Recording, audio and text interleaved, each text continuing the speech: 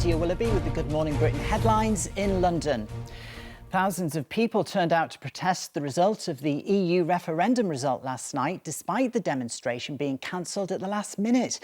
The rally began in Trafalgar Square, but soon gathered momentum, moving down Whitehall to the Houses of Parliament. Former Mayor of London, Boris Johnson, is expected to formally announce he'll run for Conservative Party leader when nominations open later. He has until noon tomorrow to declare his interest following David Cameron's resignation. A hospital in West London has become the first in the UK to give parents baby boxes. The boxes being offered at Queen Charlotte's and Chelsea Hospital contain some newborn essentials, and the box itself becomes a bed. The idea is based on a tradition in Finland, which has been credited with helping the country have one of the world's lowest infant mortality rates. And the world's largest uncut diamond will be auctioned off at Sotheby's this evening. The 1,100-carat stone was discovered in Botswana in November and is valued at £48 million. Let's take a look at the travel now, and looking mostly smooth out there. On the tube, there's a good service on all the lines at the moment. More of a mixed picture with the weather.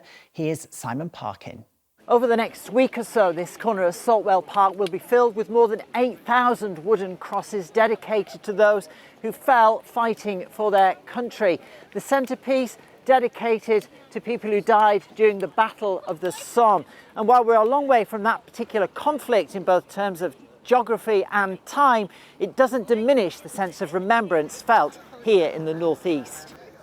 Well, one person who's well used to crawling all over Scarlett Moffat's hair is Newcastle hairdresser Brad Miller. He's not a critter, he's a crimper, but like all good hairdressers, he knows the inside goss on his clients. So, Brad, how do you think Scarlett is going to do in the jungle? I think she'll do amazing. You're talking about keeping the mystique in a relationship. Yeah. And you had to share Elvis with everyone. I shared him with everyone. So do you feel that had an impact on your relationship with Elvis?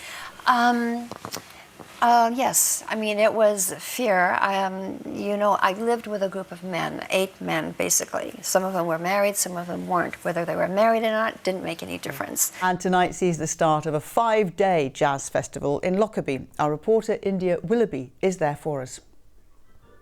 Yes, welcome to the Jazz Club at Lockerbie Town Hall. Now, it may not be the sort of venue you would traditionally associate with the music that gave us the likes of Count Basie and Duke Ellington, but tonight it's where the 11th Lockerbie Festival of Jazz starts. It's an event that began with just a handful of people, but has grown over the years to attract folk from all around the world. There may not be a heavy fug of smoke hanging in the air, but we do have the obligatory cool dude in shades, Derek Gorman, the organiser. Derek, tell us a little bit about what's going to be happening over the next 5 days. We've got all sorts of jazz. However, not everyone is convinced that the deal is quite as sweet as it might seem. Some local authorities feel they are in effect being offered a poisoned apple, making them more responsible at a time when cuts and closures to public services and buildings are perhaps inevitable.